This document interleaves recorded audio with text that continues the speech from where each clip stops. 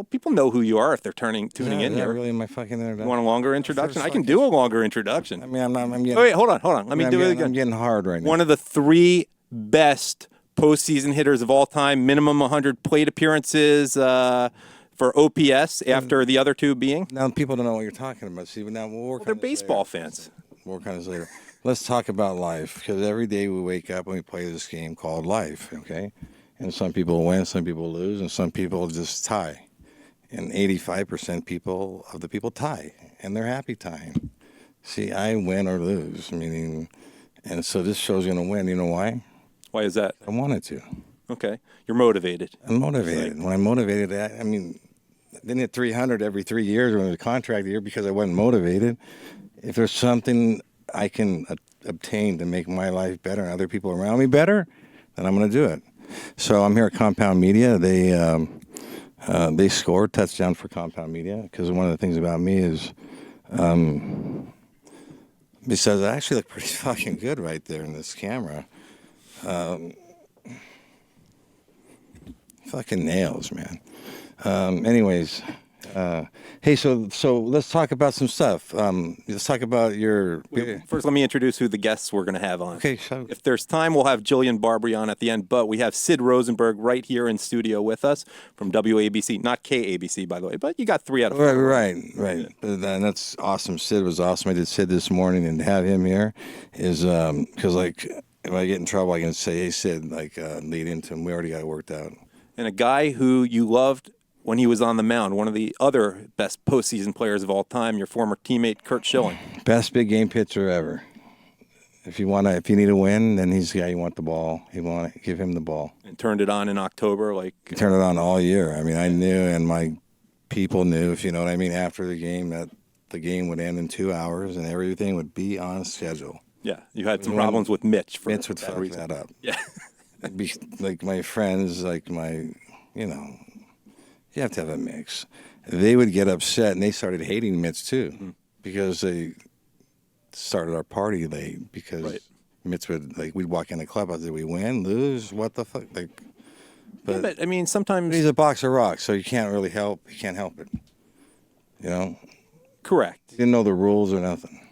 Well, let's get off baseball. Let's talk about like pussy or something. Okay, well, I sent you that quote. We're not going to talk about books too much, though Schilling was a fan. The author, Herman Wouk, died. You don't want to talk about it? You weren't in prison that one? Well, he's probably one of the best 20th century novelists there is, but we had one quote from him at the beginning of one of his most popular books, and we talked about it. It's about, male-female relations, and here's the quote. Save what you told me before for now. Customs of courtship vary greatly in different times and places, but the way the thing happens to be done here and now always seems the only natural way to do it. And you had some opinions on courtship when you were a player. You've gone some through... Pass out the Xanax. Where the Xanax? I can't take it. What the fuck are you talking about? Well, you were supposed to lead in courtship. The way a man woos a woman. Here's how you do it. You want to know, guys? Real easy. Okay, look. Okay, got a little mileage now. So before, when I was younger, I played off the rig, I played off the money, and now I sell dreams. See, I sell dreams because the promise of money, and understand this, is much, much more powerful than the money itself. Because once they get the money, or whoever it is, see, if you hit 300, they promise you'll get paid $20 million. See, these days, yeah. See, so this is in all walks of life. It's the thrill of the kids to hunt. But once you get the money, you got no leverage. Meaning if you're the one giving the money. But take us back to Cincinnati, spring 1985. What was it like? Were the ladies coming for you after that first weekend after you homered off Mario Soto, your first game? Ladies coming for me, dude. I couldn't even get in the stadium. I looked like a bat boy. I'm trying to get in. I landed in Cincinnati, and by the way, I got new teeth. They're fucking badass. Yeah. South Dakota, I flew to get these things done. No pain pills, all ibuprofen, okay? Opiate, we have an opiate epidemic, which we'll get into later. We're not going to show people how to shoot heroin or nothing like that. That's not what we do. But what we are going to do is get back to your question about, what was it, some game? Courtship and Cincinnati. Yeah. Talked about it with Sid on WABC so how that went down, it's a pretty good story. I'm in AAA, And see, remember, in the minor leagues, you kind of like think the big leagues is really far away. It's not reality. So, like, it's just the beginning of May, end of April, hitting like 320 in AAA. Bob Schaefer's the manager. And I'm 22. I don't know. I'm a kid.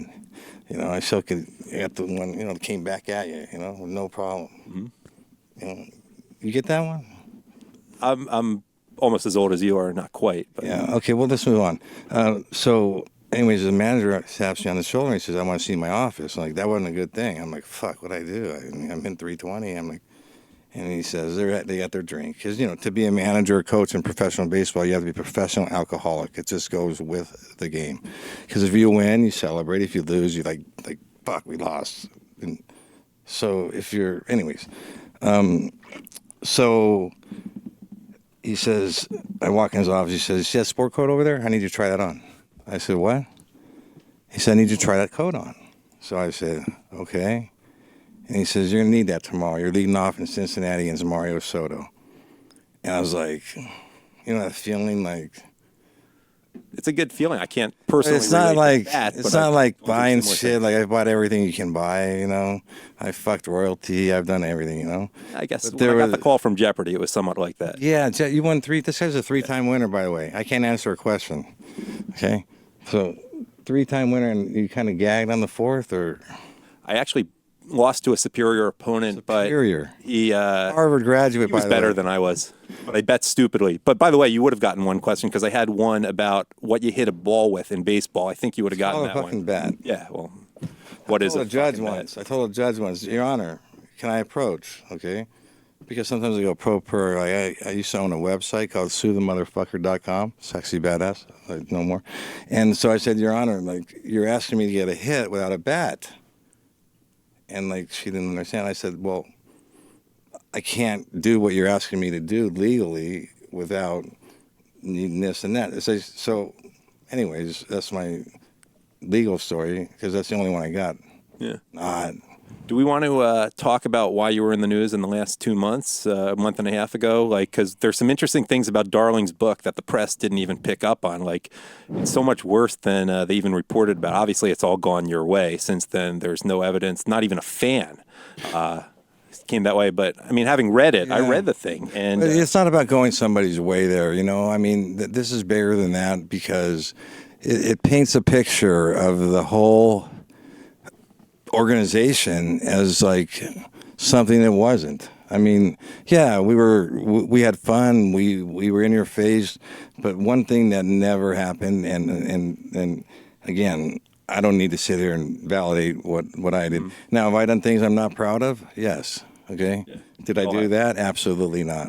Okay. And never in my career. I'm 23 years old. I'm leading off at Game 3 of the World Series. We're down 0-2. I'm just trying to get a fucking hit. I'm trying to like put a crooked number up, something. Yeah. The last thing I'm doing is cussing stuff at him. You guys hadn't even had an extra base hit. I didn't even know like what. Yeah. Like I read it, I was like, fucking Mr. P, man. So we went from Mr. Perfect to Mr. Pussy, you know? And by the way, you know, look, if his health's bad, I wish him all the best. I mean, because I don't wish anything bad on anybody. But, I mean, like, we're all interested, and I think it's important. Like, I'd like to know, did his heart, like, you know, thing, what the prognosis is. Hopefully it's good. And, you know, then he went, I think, up to the neck. And so, I mean, you know, again, no one wishes, that's life we're talking about. Okay? We're talking about somebody's health. So it would be nice for us to know what's going on so we can, you know, root him on and you know, come back and get in the booth. But one thing you'll have to deal with, and he'll always have to deal with, is every time he tells a story now, the people out there listening are going to say, well, he lied that time about Dykstra. And again, it's hard to lie about me because there's a lot of shit you can say. Okay? But so I wonder if this story's true. Right. Well, because if you lie, you don't lie once, right? You're a liar. If you steal, you don't steal, wait, one time. No, you're a thief. And a guy doesn't wake up at 30 and say, you know what? I think I'll try in the ass tonight. No, he's been getting in the ass. Okay? You feel me? Yeah. Well, what I thought was amazing was the editing of the book, that you said you never heard from any lawyers, no one verified this, and it was so sloppy that they, in the book, on page 129, and the media never picked up on this, maybe they didn't read that far, he said Schiraldi was on the mound when the ball went through Buckner's legs, and it's only one of the most famous plays in baseball history. And of course, it was Stanley. How'd they get that wrong? That's different though. We're in areas here, sloppy. but again, like I said, Ron Darling's a good husband, a good father, a good. And again, I think what happened is his ego got in the way, and he thought that he could get something to make the book sexier, but he just happened to pick the wrong guy. Yeah, I mean, Carter wasn't going to fight back. Well, I mean, that was rough. I mean, I feel worse for Sandy, who was in the family, for having to read that, because Gary Carter, I locker next to. And let me tell you something about this guy. This is a guy you want your kid to grow up to be like. No drugs, played every day, played hurt, winning player, leader. Between him, Hernandez, and my man Sopolstra, okay? And then you got Doc. No, the team was that was a good mix, you know. But they found a way to fuck it up, you know, which they seemed to do. Davey some credit for that in 1988. Well, Davey was an underachieving failure as a manager everywhere.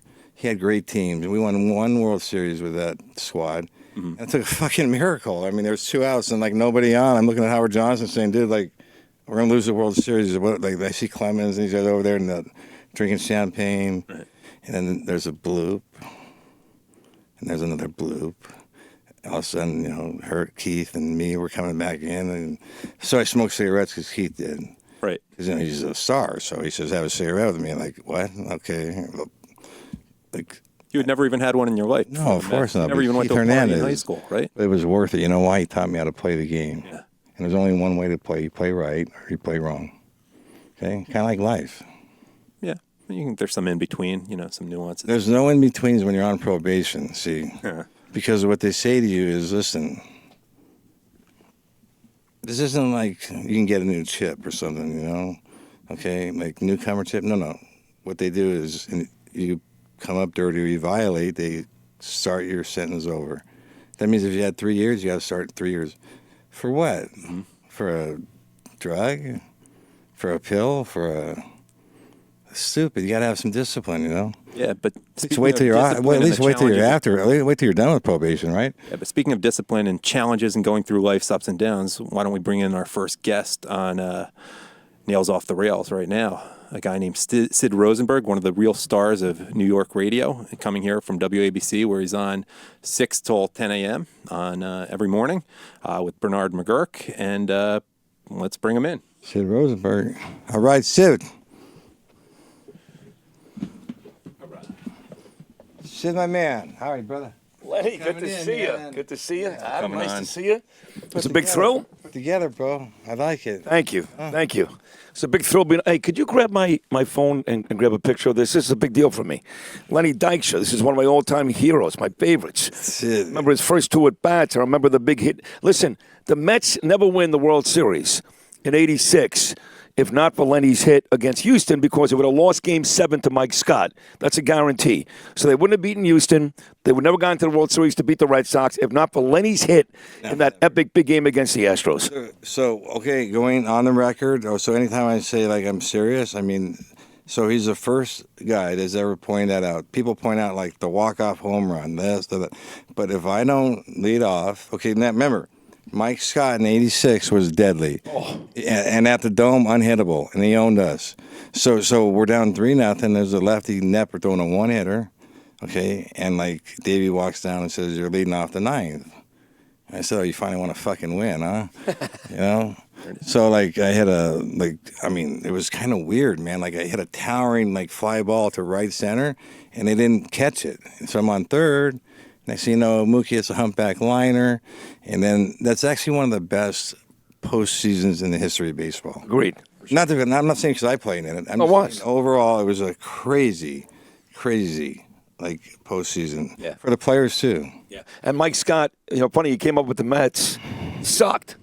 I mean, he sucked, and then that year in Houston, it was like a Gooden year. It was like a Clemens year. It was like a Pedro Martinez, Randy Johnson year. Scuffing the shit out of Touch him. Yeah, scuffing. Whereas Doc just had some gas for your ass with a nose-to-toes hook, you know? Yeah. You know what I mean? And the only righty I didn't like facing, Roger Clemens, a fucking mean motherfucker. Yeah. Now, I want to know, how are the 3 best players in the history of baseball aren't in the Hall of Fame? Am I wrong? Did I miss something? Well, you're talking about Barry Bonds. So Barry Bonds is without a doubt, like I said before, the best player to ever put on a uniform, the biggest dick to ever put on a uniform. Right. But on the field, the guy could flat out play. And in Pittsburgh, if you take his 10 years, just Pittsburgh, okay, he's 5th best overall before the crazy years. Right. When I say crazy, let me give you crazy. I led the league in walks 2 years. One time was like a 120, one was 118. This motherfucker walked 275 times in 1 year. Well, they used to That's walk little league numbers, dude. They used to walk him with the bases loaded. You know why? He'd get on the dish. He'd get on top of the dish. They didn't want to hit him. In or out, bing. Yeah. And, throw a little, and she'll be smiling. Yeah. And I'm the one who showed him how to do it. You heard it. All kinds of rules. You mentioned that because I read Oil Can's book, and there is some interesting stuff. By the way, he credits you. He said the pitch that you hit out, not only was there no exchange before that, but it was a very good pitch. It was? Yeah. It was a BP fastball, bro. Okay, well, you and Oil can agree to disagree but about there was that nothing one. said. I mean, we know the that. bottom line is we're playing for real fucking money, and I'm not looking for friends, but I'm not looking to try to cut. I don't even know how could I even had the time to do what he's saying. Yeah. I mean, I'm a kid. I'm just a young kid, glad to play in a World Series in Boston. You dream of that. Yeah. And then so I wrapped him around the foul pole and put a crook in. He was impressed that you did it because he thought it was a very good pitch, even if he had not been rattled by you. You should look at the highlights again. In his book, he talks about, you mentioned, But I appreciate Bonds would sit in front of the plate, sit on the plate, and he said he hates that. He said it's ridiculous that you can't throw and back people off the plate anymore. Why can't you? Definitely old school. Yeah, because you'll get a warning from the ump.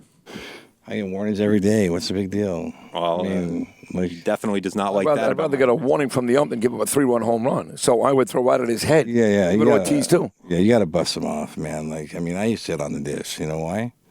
Because they're afraid to hit you and they leave it out over the dish. Yeah. But let's move on. Or target, though. Let's move on to something else. Let's talk about let's talk about interest rates. I'm just fucking joking, anyways.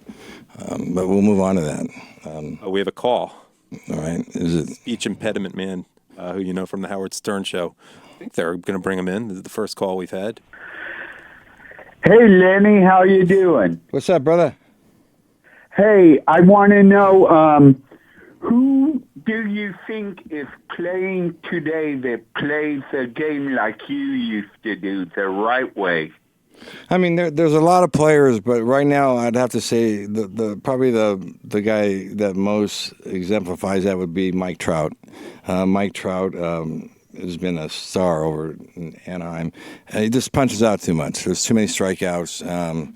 So if you can cut down on those, he would be better. But he's the guy that I would say respectfully. Good deal. Hey, Lenny, you remember me, Jeff Pines? Yeah. Didn't we hang out at, didn't I get you laid one night? Yeah. Yeah, me and Ed. You put a coat on too, I think, right? Yeah. Yeah. No love, no glove, no love. That's right, brother. That's right. There's nothing more terrifying. Thank you, speech impediment man. Listen, man, keep it stiff, bro. There's nothing more terrifying for me, and my history is very similar to yours, than when somebody goes, "You remember me?" And I'm like, "Oh, shit. Where the fuck were we? What did we do?" Yeah. Oh, you mean talking about a chick? Then they remind you. Yeah, they don't remind me. I was the guy who showed up at 6 a.m. Oh. Yeah. I remember you. Like, me and you would hang, dude. We could still hang. Right. You know? I mean, but that's scary. But anyway, hey, let's talk about President Trump.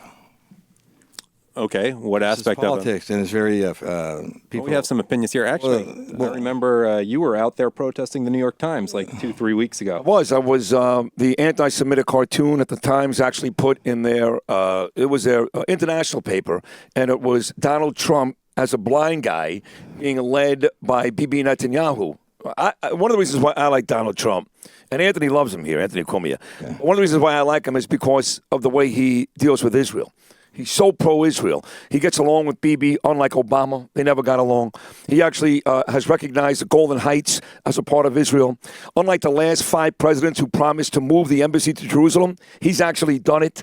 He's telling the Palestinians, fuck you, I'm not giving you money to give to Hamas. So for me, if you're a Jewish guy or girl living in this country and you care at all about Judaism and Israel, you got to love Donald Trump. You got to love him because all he does every day is say to the anti-Semites, fuck you. Yeah. But see, the weird... recently with the Iran tweet in the last 24 hours. That's right. Yeah, I mean, he said, I'll destroy Iran, and there's no country on the planet today who wants to see the end of Israel more than Iran. Yeah, well, they do, and they'll never do it. Israel could take them out in one shot. That being said, why do the women hate him so much? They hate him. I don't know one woman that likes Donald Trump. I know someone who's going to have an opinion on it. He was a former teammate of yours, and he's on the line right now, Curt Schilling. So, He loves Donald Trump. What's up? Shill, my man, what's up, man? I was just talking about you, how great it was to play behind you, man. 2 hours out of there, and ever had a game on the line, the season on the line. I wanted you with the ball, brother. It's good to hear from you, buddy. It's good to see you. You look good, man. Yeah, last time you saw me, I think I might have been. Well, you got a beard, bro. What's happening? I see you. No more period. I do. I've never had one. I gave it a shot for. This is my hockey playoff beard. That's it. How's the family? They're great, man. They're doing great. Yours as well? Yeah, good. Yeah, I think I got grandkids and all that stuff. It's kind of weird, but hey, Shill. So, why do the women hate Trump so much? They don't. It's the loud women that hate him. Yeah, the man haters. It's the feminine. Basically, feminism has become. Listen, we hate white men. What's that mean, feminism? Well, it used to mean, power to the women and equal rights and all the things that women were after. They got the laws and they got the rights, and now they're still bitching and moaning because. I love Shill, man. Yeah. Shill, he used to come up when he pits every 50, and he'd be prepared. And he'd always come up to me and say, "Hey, dude, how you feeling tonight, man? You're gonna get a couple. You're gonna score a couple runs."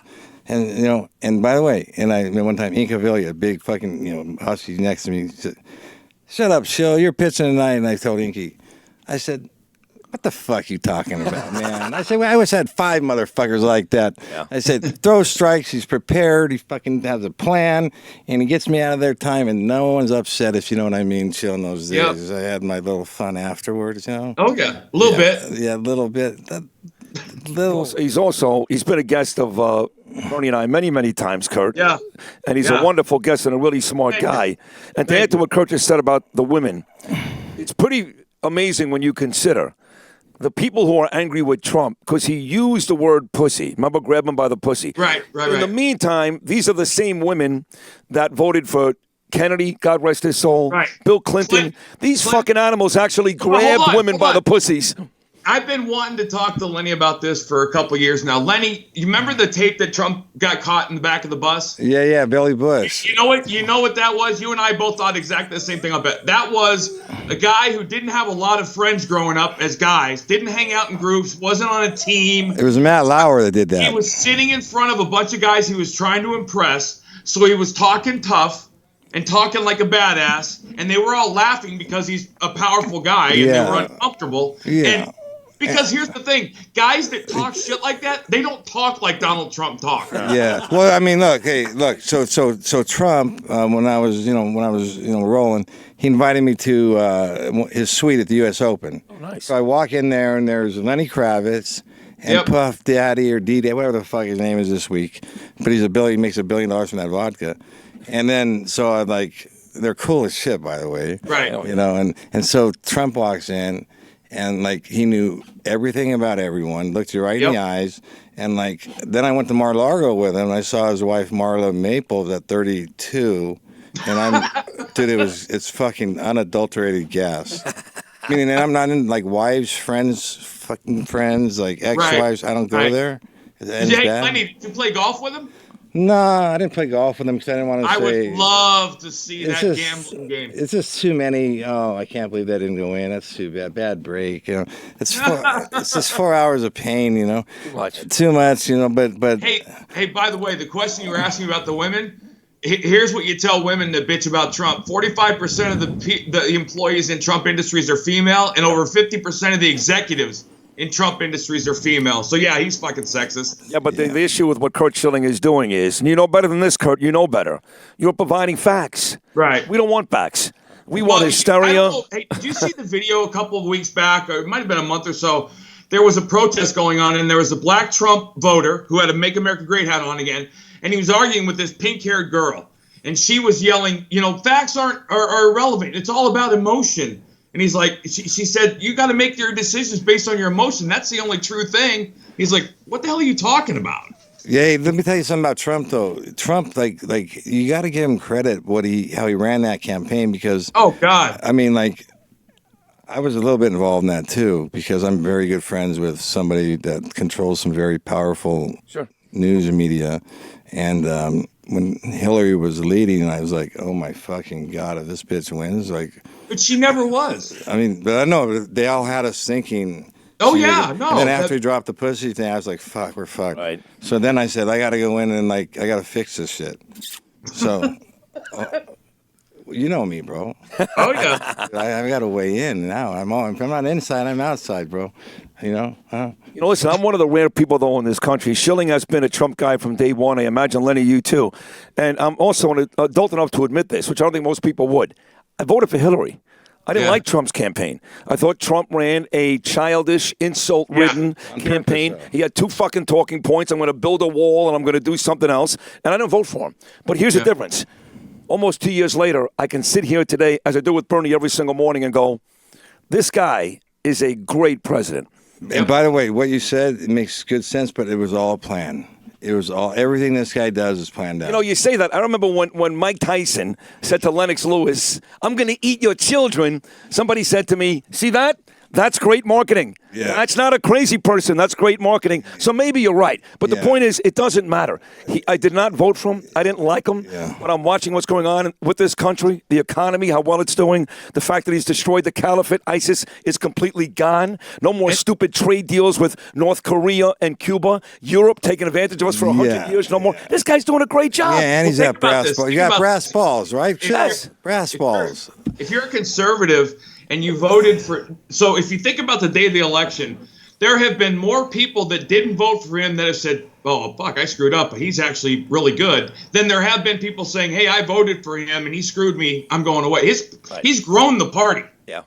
And that's why this next election, the Democrats are basically running out, Bugs Bunny versus the Gas House Gorillas. I mean, Curt, I know one person you're not supporting is Beto O'Rourke. You retweeted that one was hilarious. Do we have that clip? Do we have that tweet somewhere?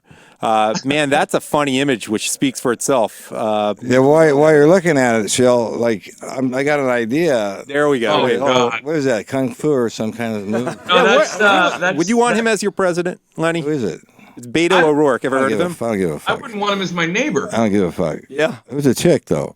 She's all right. Imagine that. Imagine Lenny noticing the baby. Hey, no. So listen. So I'm a convicted felon. I mean, so I can't vote. Yeah. Right. So I'm thinking about this, and because me and Marla have been DMing each other. So my slogan would be, if I were on Phil, and I do it right, I get a badass campaign manager, extort some people up in the upper, White House, and it'll be vote for me since I can't. Yeah. I love it. I like that. Vote for me since short I too. Love it. Yeah. Nice and easy. Vote for me since I can't vote, but I can run for president. Love it. Vote for me since I can't. See, what I do is I take votes away from the fucking Democrats and them other fuckers, They have all kinds, right? Single. Well, first of all, no, Lenny, there's not a Democrat on the planet that would vote for you. You would take votes away from Trump.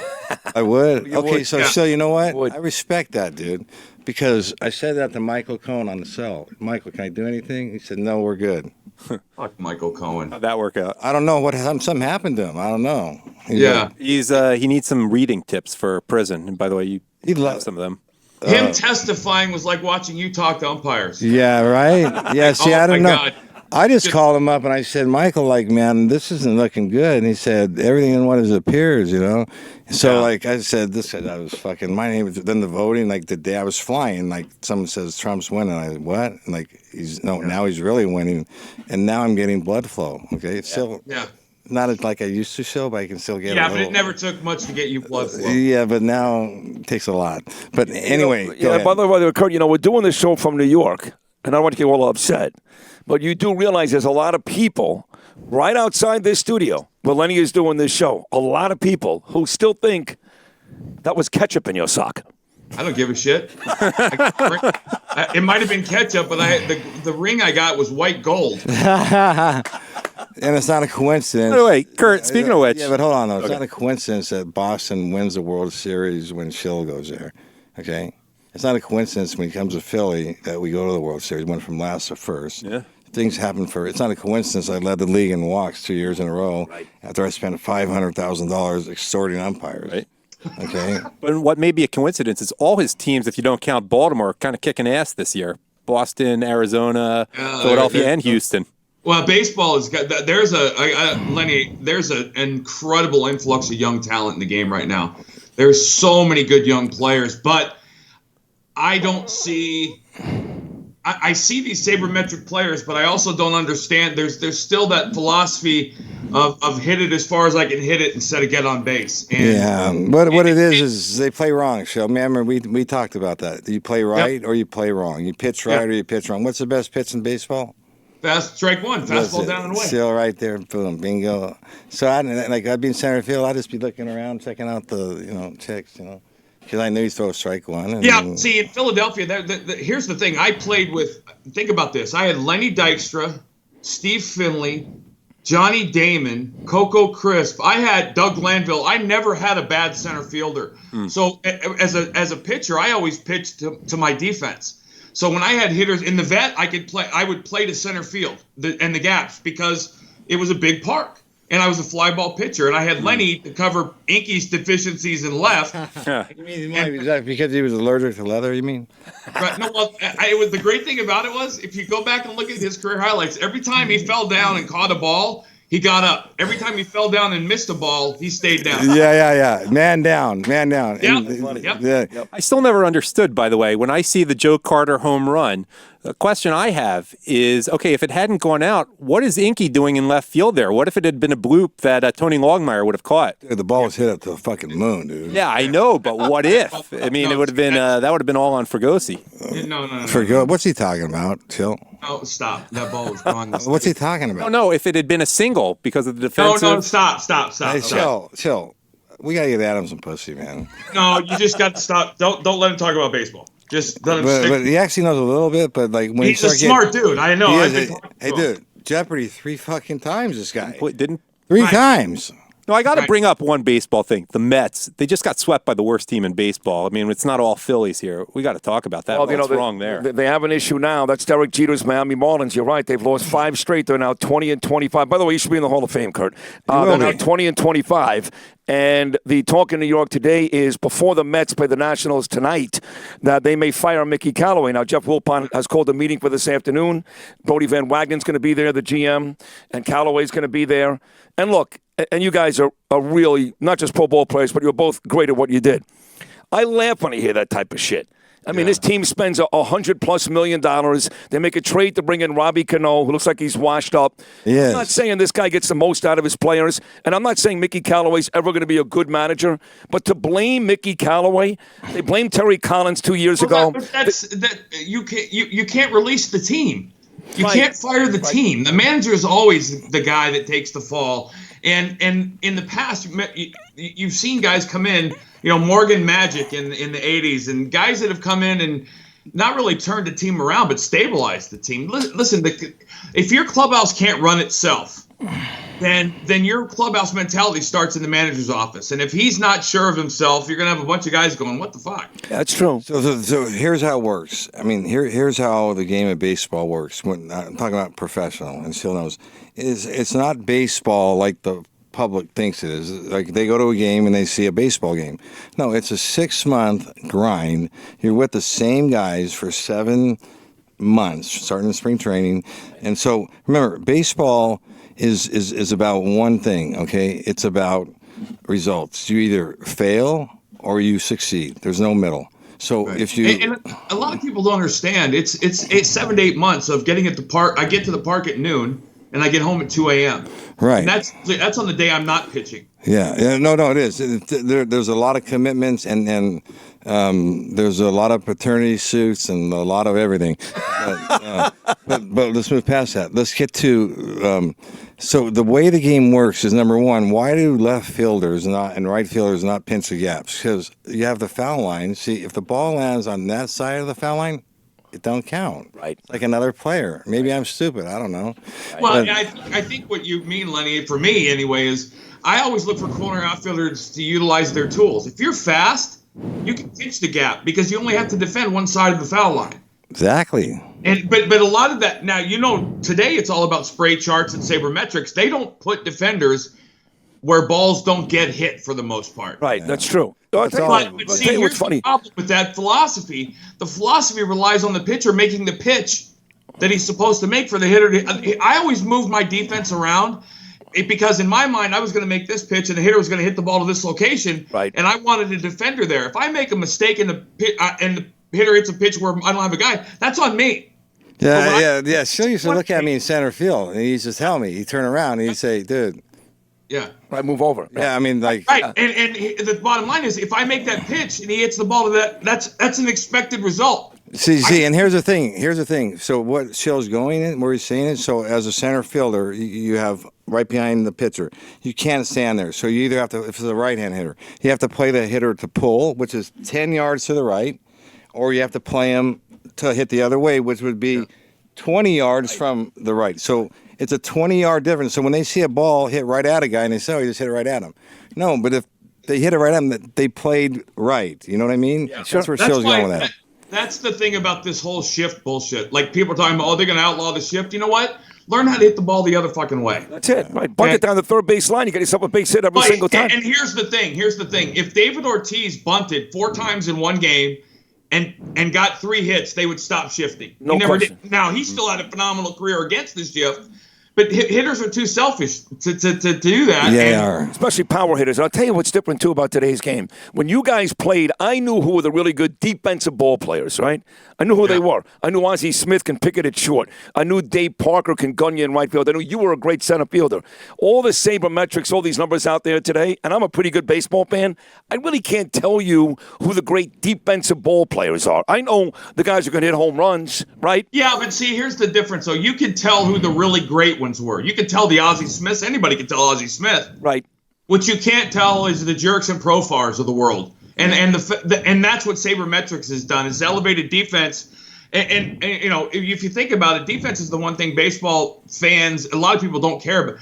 Very few players made the Hall of Fame being defensive geniuses, which I think is a shame, because it's every bit as listen, if I got to pick my lineup, I'm taking the 8 guys who prevent the most runs. You're right. The only guy I can think of is Bill Mazeroski, who had a big home run, of course, against the Pirates. And I'll tell you this, we had 2 first basemen playing in New York at the same time who were great hitters.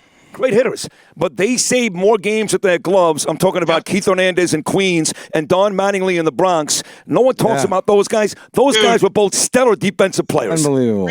Rico Bronya was the best I ever played in front of. He was a good fielder, too. Yeah. He was a shortstop playing first base. Yeah, he's a good guy. He's a little soft, He didn't take our pills and shit, Yeah, well, he didn't get on your program. On our That's why team. he's still alive, by the way. He just didn't follow our regimen, on the road. Remember the road? On the road, we were going to go to their house, take their money, and fuck their women. Yeah. That's it. Yeah. And if you talk to the other team, we're fighting. Curt, let me ask you a defensive question, Phillies oriented. In another era, does Jimmy Rollins make the Hall of Fame with the same numbers and with that defense? He'll make the Hall of Fame. I think he'll make the Hall of Fame. You think he will eventually? Yeah, I do. Hey, so speaking of the Hall of Fame, I was down there signing, and Chill, you'll be in the Hall of Fame. I mean, you got 20 years. You got, by the way, that's awesome, dude. 20 years in the show. I got 12, but I masqueraded for like 5. Meaning, like, I'd sign a big contract, and then I'd like take my jet and fly around like the world. You had your priorities, but you got dead wrong by the wall in center field in Cincinnati. So it comes down to this. If you're a pitcher, for instance, Tom Glavine, who's in the Hall of Fame, when he used to pitch to me, I literally, and I say this with all honesty, wanted to catch the fucking ball and throw it back. Yeah, that's how soft he threw it. But he played well, that's right. why they never won World Series. But he played right though, meaning he kept the chain going. See, he didn't walk no one. If you walk someone, you pull a link and everything goes haywire. See, yeah, well, and that was the thing, right? If he'd load the bases in the first inning, 3 out of 4 starts, and if you didn't score, he won. See, the bottom line. So a pitcher who's at least a 70% favorite, right, should be walking out there like he's got a 15-inch cock. Right? Because all you got to do is play right. And you got the guys out there. That was the thing, though. I didn't try and reinvent the wheel. I tried to pitch like Maddox with a better fastball. Dude, you can pitch, bro. You pitch. But I learned. I didn't. No, you came up throwing gas, a little bit wild. Then he mastered his right zone. Dutchy boy helped you out there. And, we had... That was Johnny Padres was it. That was the glue. Johnny Padres, yeah. And look, so I'm fortunate. He's fortunate to play in the major leagues in the East, like for New York and Philadelphia. It doesn't get any better than that. I don't care. I mean, fuck, I don't care if I was in a cage for 2 years. I got to play in the World Series, man. 2 of them, not one of them, 2. Okay? Yeah. I mean, that's like a gift. That's like, I thank God for that. And I got to step on the World Series field 4 different times, and every one was amazing. I also got really lucky too, Shill, with my doctor, when I was a baby. Yeah. The doctor that did my circumcision was a Jewish man, and he told my mom I gave your son a perfect cut, Right. Well, hey guys, this is where are you going, Shill? Wait. I was going to say to the guys. You always used to do this when we used to talk about pussy. You always had to go. Well, hold on. I was going to tell the guys on the show with you. This is why the '93 Phillies will go down as one of the most different, unique groups of human beings, and where else could you Harry the K, bro? Right. No, it's the shit that happened in our clubhouse every day. No one's ever written a book about it. Well, Harry the K happened outside the clubhouse. We're in Houston. We got a couple. Me and him dropped trout in a jacuzzi at their apartment. Me and Harry the K. It's 4:30 in the morning, dude. I get, Houston was my best yard, and so the next time I get 3 hits. He looks at me. How the fuck do you do that? And I said, perfect. I said, we're indoors. We know it's not going to be a rain out. I get, I was a chemist, Let's give a little background on Harry the K for the non-Phillies fans. I know who you're talking about. I'm a Phillies Callis fan. was like, he's the one that when I was, so quick story. So when I was playing with the Mets, we were in Philadelphia, Father's Day, and I'm not playing every day, and I'm like wanting to get traded because Davey Johnson and Greg Jeffries have this fucking weird love affair, and the guy couldn't even play, dude. I mean, he didn't hit with power. He was allergic to leather. He couldn't. I mean, I didn't get it, but whatever. And so after my second at bat, there's a righty pitch, and Davey says, "You're done." I said, "What?" He says, "You're done for the day." So I go up the runway, and I'm in there, and I hear the game, and I hear Harry the K, the great Harry the K. A lot of action today at the vet. Initials are LD, and I said, "Fuck! I just got traded, man." So what do? You wait for the game to end, and I'm sitting in my little cubby hole. Okay, just waiting. Get the tap. Bing, bing, bing. Davey wants to see in his office. Go in his office. There's Joe McIlvain, the nudist. He was a nudist, bro. Could you imagine that guy dropping trowel? Get the fuck. I mean, I loved it, dude. He was cool as shit. But a nudist, the motherfucker was a nudist, dude. Joe McIlvain with that rig. I don't know. It's a different thinking, but Anyways. So he's in there and Davey's in there with, his buddy Jack, as in Daniels, always. And he says, "I want to thank you for helping us win a World Series. And we just traded you to the Phillies." I said, "Wait, the team in the other dugout? So do I walk over there or do I meet him at home plate? What do I do?" And so what I do is I go over there and I start playing every day and I'm a small guy, and I get weak, and I get timber. So I go to Mississippi. That's where I live in the off season. People live there, by the way. And I literally call a doctor up, and I say, "Look, here's the deal. 1990, this season coming up, is going to either make me a millionaire, or I'm going to have to get a real job. And I don't need you to tell me or give me a drug that can tell me or show me how to play baseball. I can do that. I got that figured out. I need something that's going to make me last, stay strong, and just keep me durable so I can last 6 months." And now, so he says, "Okay," and he writes me a script. Go to Rite Aid, get a fill, and he says, come back and I'll show you how to do it. Go back, just like this. All true. He's got a harpoon waiting for me. This is big because it's got a big gauge. Next thing you know, boom. Okay, I'm working my ass off in the weight room, boom, boom. I walk into spring training membership. I remember. There's a new there's a new fucking sheriff in town. Ain't Reggie fucking Hammond either, motherfucker. And let me tell you something. There was no player in the National League that walked around with fewer clothes on outside the game in the locker room than Lenny Dykstra. Well, he was absolutely ripped. I was. You know why, dude? I put the right stuff. Now I know. Way, I don't want. Well, and that's the thing. That's but why drugs are out now. Drugs are out now. So what they do show how they break the home run record. How they break the home run record. Here's the thing you about want to know it, how? I'll tell you how. Hold on. Let me finish. They just took the seams down. Oh, because now. Remember, I own private jets, so I know a little bit about, like, when you want to descend, you put the flaps down, right? So they put the flaps down on the ball so the seams aren't up, so now the balls are traveling like super. How do they break the record for home runs with no drugs? Right. No, they didn't. They did. No, they didn't. They most home runs in a season. Right. No. But with no drugs. The balls were different. I know for a fact the balls were different because I threw them. And, And I could tell the difference in a millimeter of lace height in anything. But Chill, remember what I used to do? Hey, you know what I used to do? So the home team, but I wasn't doing chill pitch, but when we're at home, our bat boys would rub the balls up. Because remember, they can't leave them white. So fuck that. I said, you're our bat boys, and you make these fuckers white. White, yeah, they look like cool cue balls. Huh? They look like cue balls. Yeah. So best part about baseball, though, is leading off. You know why? Because I could strut my shit up there. They couldn't start chill until I got in the box. I got to tell you, the guys, this is a baseball player. I played 22 years, and the two smartest hitters I ever played with were Lenny and Manny Ramirez. I saw Lenny, well, when he was good and healthy, he was what a leadoff hitter. He was basically built exactly like you want your leadoff hitter. He had pop, but most importantly for me was he understood the importance of a 9-pitch at bat. If it resulted in an out after 9 pitches, he was all right with that. But the fact of the matter was he set the stage. But I never saw a guy. I can tell you 50 times Lenny, before he went to the plate, would tell me what was going to happen.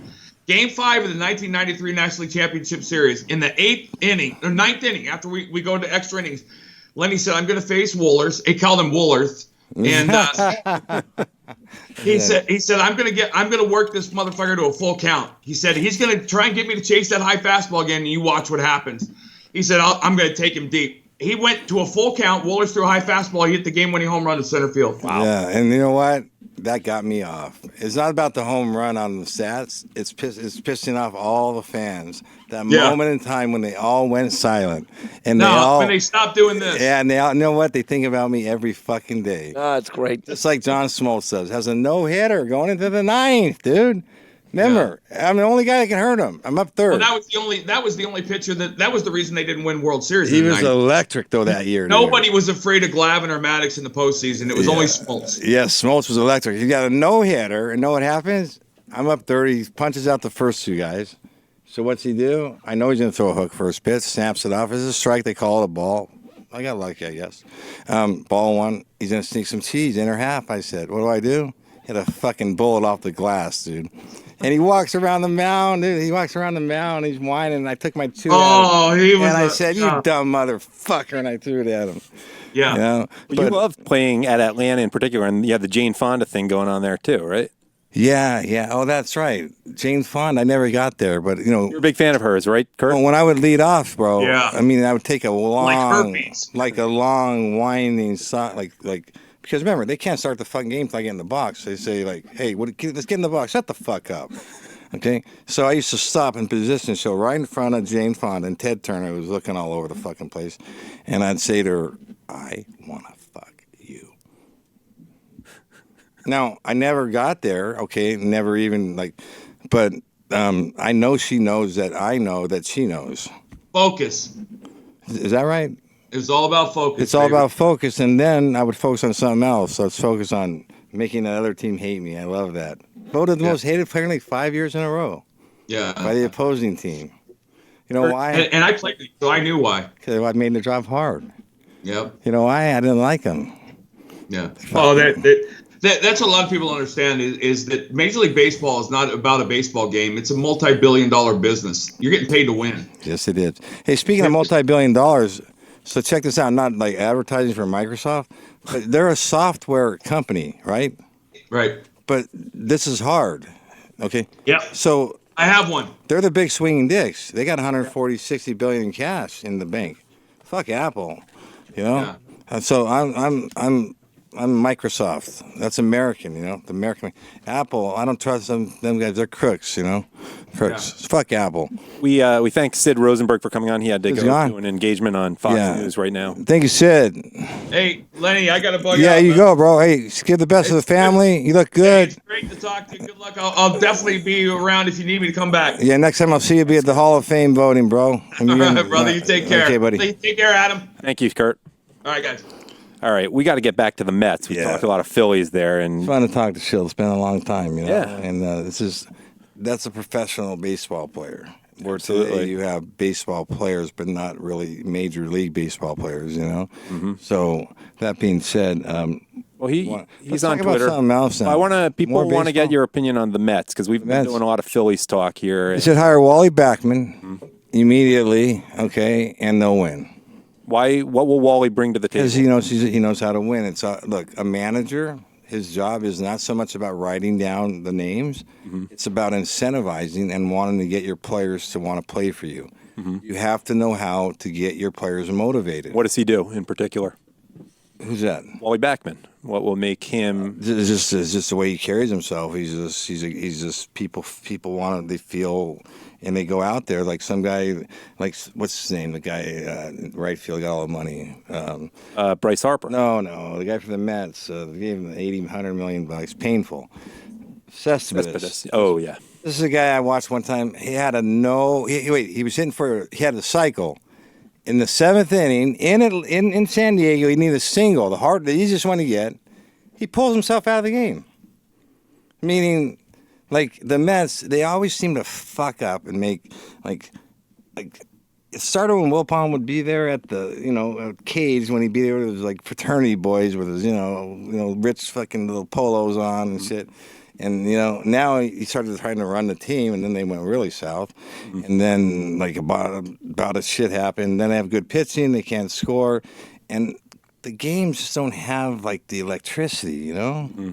I don't feel it, People often will say on Twitter when they're complaining about the Mets manager that they need you to do it and they need just a spark plug. And is that not happening with Mickey Callaway? Yeah, I mean, I'm not doing it. I mean, look, right, because I give orders, I don't take them. Right. I mean, That would happen with the Wilpons. They were very hands-on. Yeah, they're hands-on, but nothing against the Wilpons. They're great. I mean, but again, the Mets just don't have the right product for the fans. The fans want to see someone that gets in it, gets after it, and I don't know. What's happening in baseball is the Latin American players. 30% of the Latin American players that now are dominating. So that means you got a lot of anteater dicks in the clubhouses, if you know what I mean. Sorry. Do you know what I mean by that? Yeah, but I'm not sure how that translates onto the baseball field. Well. Because again, I'm normal. Right. First time I saw one of those, I said, "Dude, what happened to your dick, bro?" It's kind of bad, Yeah. So, I'm Jewish. What do you mean, baseball field? Right. Well, I don't get. I mean, what's the connection between what you see in the locker room not the there baseball and field. how the Mets are playing? Let's get some dick cheese and stuff in there. Okay, but I mean, why would that affect the Mets more than any other? Well, no, I'm talking to make about this the serious. Latin American players, Right. as a whole. They have anteater dicks. Okay. Meaning they're not. I mean, circumcision. Talk about it. You know about it, Right. It happens. It's a covenant between Abraham and the Jewish people. But I don't even know why circumcision caught on in America the way it did. I mean, certainly it's Jews are commanded to do it. Thank God. But yeah, you're not Jewish. But for whatever reason, I don't know why circumcision took place. My non-Jews started getting circumcised, maybe for health reasons or something. I don't even know. But you seem to be a fan of it, that's for sure. The doctor, they named the wing after him, motherfucker.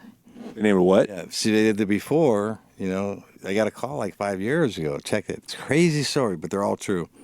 Just like my book, like Darling said this, that. No fact checking. So when I said De Niro took all my fucking blow, okay, when we were on the same bars, he took all my blow. Right. And so like 30 lawyers called me and said, wait a second. I said, well, what do you mean? That's that one, that one, that one, that one, that one, that one. See, I would helicopter him in shifts, you know? Mm-hmm. Okay. So then I got him. I said, look, Bob, he said, call me. He didn't even know who I was, De Niro.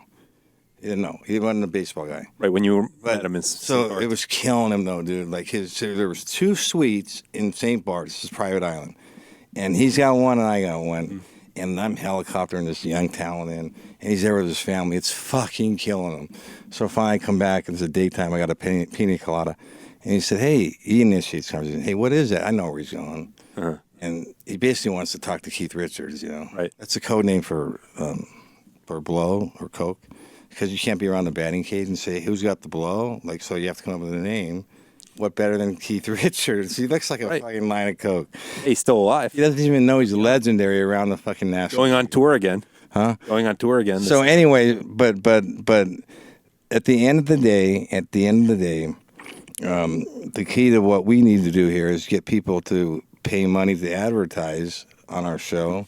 Then the company makes money, they get more money, then people are happy. It's the same thing in life. People still want to hear the end of the De Niro story. It's kind of like life. Like when you win, everybody's happy. When you lose, it's like making an out, dude. When you make an out, you got to make the right turn. You got to walk the gauntlet down the dugout, and the whole team. No one says shit. You're a Russian spy. Well, they say, good job. You're gonna fight them. You just made an out. So you got the silent treatment, then you got to walk the plank and put your helmet in the rack, and the managers go, there he is. There he is. See, so you feel like a raisin. See, so it's all or nothing. That's why my boy Billy Bean couldn't... Google Lenny Dykstra, The Importance of Failure, Moneyball, if you haven't seen that before. But I want to bring you back because people obviously can read about it in House of Nails, but the Robert De Niro story, you left people hanging, yeah. blow from you. No, I said, look, Bobby. He said, Bobby, call him Bobby. I said, Bobby, look, Beto De Niro. Richards is more of a, he's a good buddy more like when the sun goes down. So the day, like I gave him the trifecta that took me years to master. Okay, so I said during the day, bro, you want more of a smooth, up. You want to climb slowly, level out, and descend slowly. Okay, and maybe nick it off, with a little Xanax or a little, okay, and then when the sun goes down, Richards comes out to play, and then he plays greatest hit song, and you have a trifecta that took me a year, but it's a masterful.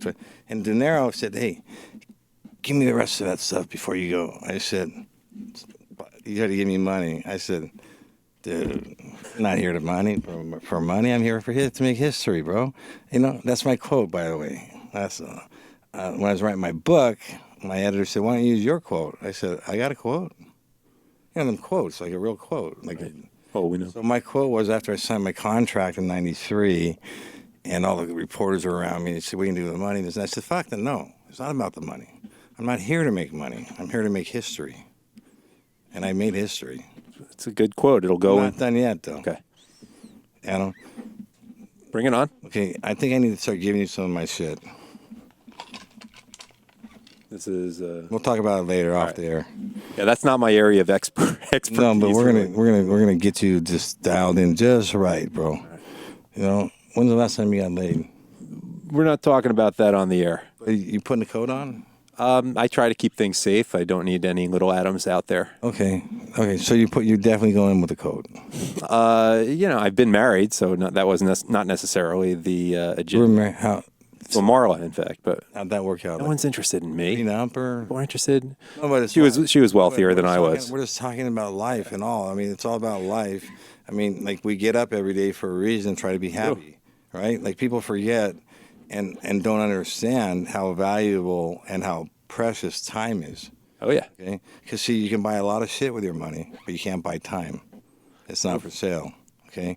So when I tell, that's part of my rap with my chicks, take us through that rap. Well, it's a long. How do you bring time in? People would have to pay money for that dreams? Rap. People would have to pay money for that. Okay, maybe we'll do a premium edition. No, because it would be steps and it's bulletproof. It's a 99% kill rate. Okay. Really? Yeah, because look, dude, it's kind of like the psychics, you know. That's all bullshit. But it's about hope. If you give people hope, okay, It's the promise. the promise, not the actual delivery. Yes. is more power than the money. So now, do I have a lot spoken of chicks before. around the country that are pissed off and want to cut my fucking? You know what? Yeah. Yeah. Fuck it. But I see your Twitter account. You got some people who are a little obsessive. Hey, the bottom line is, look, man, like everything isn't always as it appears. Okay, I can go on the air right now and say, look right in the camera and look right at. I'm looking right at me or you, all the people out there, and I will be pardoned from the state felony they charged me with. They made up a crime. So remember, when I say something with absolute certainty, it's going to happen. I can never tell anybody, you know what, I guarantee I'm going to hit this time. You know why? Yeah. I might hit it at someone. Yep. But I know I'm going to be pardoned because they made up a crime. I wonder if President Trump's mad at you now because we had that poll on Twitter, who was the better Howard Stern guest, and you beat him like 60% to 40%. Yeah. No, I don't know. No, he wouldn't be pardoned me. That's for remember, I was so dangerous I had a felony for state and federal. Okay? So this is a state crime. Right. Okay. So no, he can't pardon you there. The governor, who's The governor, Schilling, Gavin Newsom, I don't know, it doesn't matter. California. It doesn't matter. What matters, dude, is we're above ground and you're with me and dude, you're gonna get laid tonight, bro. Well, we'll see about that. No, I've dude, been up since 4 a.m. Dude, it doesn't matter, bro. Yeah. Huh? You're hanging with nails, man. I'm not hanging. I'm going to work. No, you're not, bro. Yes, I am. No. Hey, listen, we're partners now. Yeah, something Okay. like that. Hey, by the way, do we have another guest coming on? And we don't. So we're wrapping up pretty soon. It doesn't matter what we do. You know why? Why is Because that? what I'm giving, you can't buy this shit. Okay? Meaning, like, I can talk about anything, anywhere, anytime. You know why? I don't give a fuck. And why I don't give a fuck? Because people are going to judge me no matter what. I can say everything perfect, and somebody would say, oh, he did this, he did that, he did that, he did this. Fuck them. So Here, people can even make stuff up about you. Yeah, right. Yeah, you don't even have to do it. And by the way, who are them doctors again? What hospitals? Wait, Got me. the heart. Was it the heart? Again, I'm just like from the outside looking in, and then I went to like the neck. Mm-hmm. I mean, like.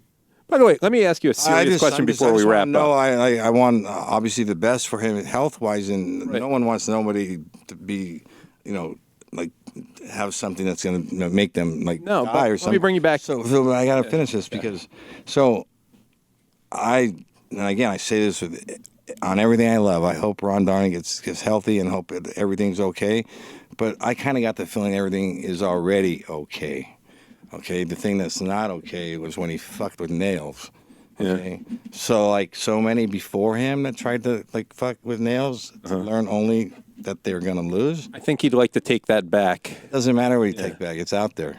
Yeah, I don't understand why. Why did he So- talk the stories about Mackie Sasser in there? I mean, I why don't the know. David Cohn stuff in there? There's a lot of weird stuff that just makes you think he Yeah. wasn't a popular player. No, it's his ego, bro. It's the ego kills. Okay, see, so this is a guy that had the world by the balls, and then it's kind of like Smoltz. A lot of people. Smoltz. See, what's Starling doing right now? Smoltz He had is a no doing hitter pretty in the well. ninth, every Well, yeah, but that's a little different. Yeah, what do that's you mean not different? He had one libel out suit. to go. Okay. So Darling, every day, you know what he thinks about? Oh, he's thinking about you a lot now. Every day. And that gets me off. You're not supposed to say that because you have a lawsuit against him. You're supposed to I be don't give a fuck. The bottom line is, I mean, that's money. It's paper. It's exchanged from one hand to another. It's easy to make. I still don't know why he did it and why he trashed teammates and had nothing to say about his colleagues, the starting pitchers. Well, Sid here's Fernandez isn't even mentioned among the Here's his bigger 108 people. problem, that his publishing group didn't fact check. Nah. So look, my publisher, Harper Collins, the biggest in the world, the editor, who's the #1 editor in the world, more bestsellers than anybody. Peter Hubbard, big shout out to Peter Hubbard for putting up with me for 3 years. But again, they fact checked the shit out of it, dude. Like they said, wait, they tried to trick me. They did this because like you can't do that. You can't. And so he went into an area that is so sensitive and so it's a game changer. So at the end of the day, Ron Darling's going to be fired because there's no way out. You can't like again. I'm not. Again, I hope everything's fine with him, but like I said, I got a feeling he's going to be just serious question. If you had been if there had been a similar situation with an announcer when you were a player and you knew something about this and they tried to talk to you after the game, would you tell them anything? Like, fuck, I told Joe Morgan, man, he's around the batting cage one day, you know. I was taking my swings, you know, that was pretty good. I'd miss him by about this much. I said, what's that, little man? You get hurt. Because I heard him bury me the night before, you know. Oh, yeah? Yeah. Why'd he I bury don't you? like him anyway. No. But I tell him, though, I'm not like somebody. I don't. A lot of drama in baseball. They thought of like girls. Like, man, Even if it was a guy just his reputation as stabbing someone in the back, as opposed to having done something to you directly, which I guess Joe Morgan did, would you just be wary of that guy? No, I just said, hey, Joe, what's up, man? I'm right here. I heard you talking last night, and then you're like, what? And he pretended it didn't happen? Yeah, you know, but whatever, you know. Hey, look, there's a lot of people out there, players that are.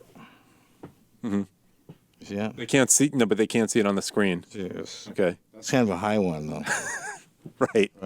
But, you know, because I couldn't yell at the left fielder, you fucking pussy. So I go, hey, motherfucker. You know? Right. You get it? Yeah, I feel you.